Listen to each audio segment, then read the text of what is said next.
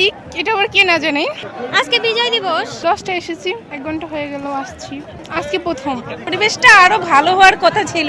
আমরা এই 54 মহান বিজয় দিবসে আশা করছি একটা দেশ দেখব, একটা স্বাধীনতা দেখব এবং মানুষ যেন, গরিব মানুষ যেন সকলভাবে স্বাধীনভাবে চলতে পারে, থাকতে পারে, এরকম একটা জিনিস আমরা আশা করতেছি।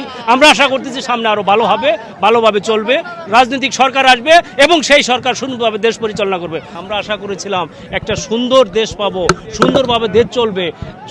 এই বাংলাদেশ আসলে সোনার দেশ, সোনা ফলে এই দেশে এত সুন্দরভাবে এই দেশ পরিচালিত হবে, কিন্তু এই দেশের মতো প্রত্যেকটা মানুষ যে যেখানে আছে, একজন পিয়ন দারোয়ান থেকে শুরু করে একজন ড্রাইভার থেকে শুরু করে সবাই যার যার দুর্নীতি নিয়ে ব্যস্ত। কে কত টাকার মালিক হবে? আরে ভাই, কত টাকার প্রয়োজন একজন মানুষ বেঁচে থাকার জন্য? একটা দেশে 100 বছর বাঁচার জন্য 10 কোটি টাকা এনাফ, কেন 10,000 কোটি, হাজার হাজার কোটি টাকা তার চলার লাগবে? তার কত টাকার দরকার? সে কি করবে টাকা দিয়ে? মরার পরে টাকা দিয়ে কি করবে?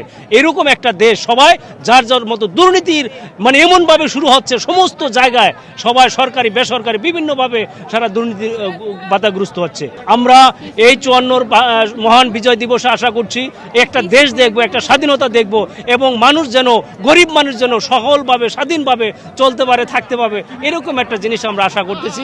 আমরা আশা করতেছি সামনে আরো ভালো হবে, ভালোভাবে চলবে, রাজনৈতিক সরকার আসবে এবং সেই সরকার সুন্দরভাবে দেশ পরিচালনা করবে। অনেক ভালো লাগছে, মানে মুখে বইলা প্রকাশ করা যাবে না। 10টা এসেছি, 1 ঘন্টা হয়ে গেল আসছি। আজকে প্রথম। আমার গ্রামের বাড়ি হচ্ছে বোলা চরপেশন, আমি থাকি রেডু কলোনি। 16 তারিখ, এটা আবার কে না জানে। জি না, অনেক ভালো লাগছে এখানে এসে, আর শহীদদের প্রতি শ্রদ্ধা জানিয়ে খুবই ভালো লাগছে। আজকে 16 ডিসেম্বর মহান বিজয় দিবস, এটার জন্য খুবই ভালো লাগছে। এটাই বলতে চাই যে কোনো ঝামেলা না করে সুন্দর মতো সবাই শ্রদ্ধা জানিয়ে বাসায় ফিরতে চাই। অনেক ভালো লাগছে, তবে পরিবেশটা আরো ভালো হওয়ার কথা ছিল, সেটা আমরা পাইনি।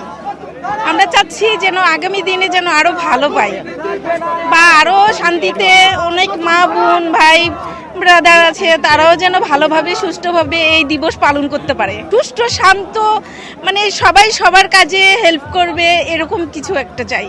একটু নিয়ম বিশৃঙ্খলার মধ্যেই ছিল, সেটা একদম মোটেও আশা করিনি। মানে আমাদের যেই দলটা ছিল, টিমটা ছিল, আমাদেরকে ওভারটেক করে আরেকটা দল চলে গেছে। এটা কেমন দেখা যায় না বিষয়টা?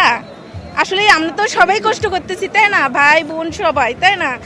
এই নিয়মভাবে যাওয়া উচিত ছিল। এদিন ঘোষণা হয়েছিল যে দেশ একেবারে স্বাধীন।